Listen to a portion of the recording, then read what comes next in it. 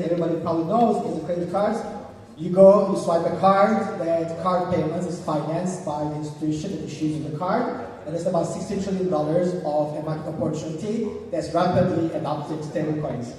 On the other hand, remittances, a lot of times when you want to send money, let's say from Korea to somewhere in Southeast Asia, that needs to be financed by either a local institution that you're sending it to or by the company by creating a lot of bank accounts all around the world and locking capital so that they can actually do the pre-funding.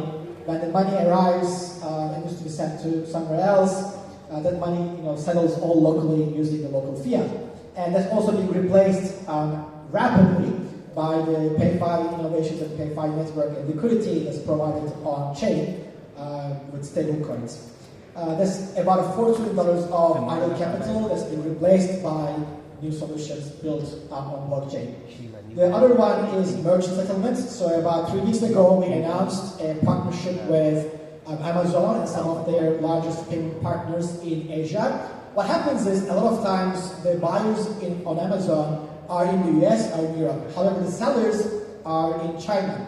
So Amazon had this problem for decades to be able to bring the money that they have in the US and European bank accounts and settle with the bank accounts of the merchants in Asia.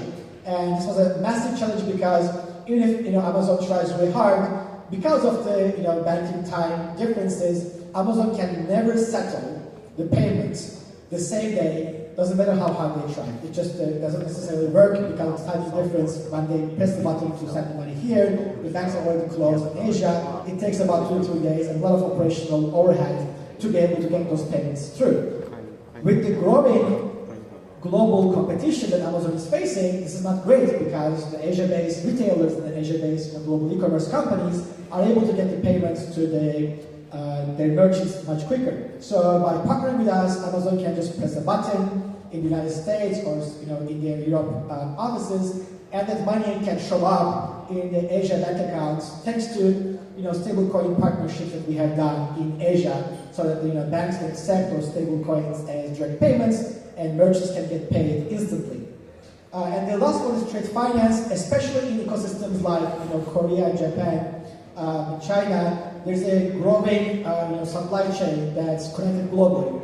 And this global ecosystem don't necessarily always have a great time paying invoices and getting payments, especially with the adoption of stablecoins and the regulatory environment is changing. More and more global conglomerates are actually looking to change their supply chain payment systems into stablecoin-enabled payment solutions. All of those represent, $30 trillion or more market opportunity for PayFi. However, that's not, all of the opportunity. If you think about the biggest use cases for payments and payment financing, the largest ones are mainly happening all in a centralized system in New York in one street that's called Liberty Street.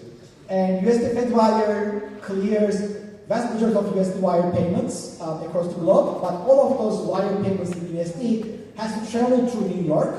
And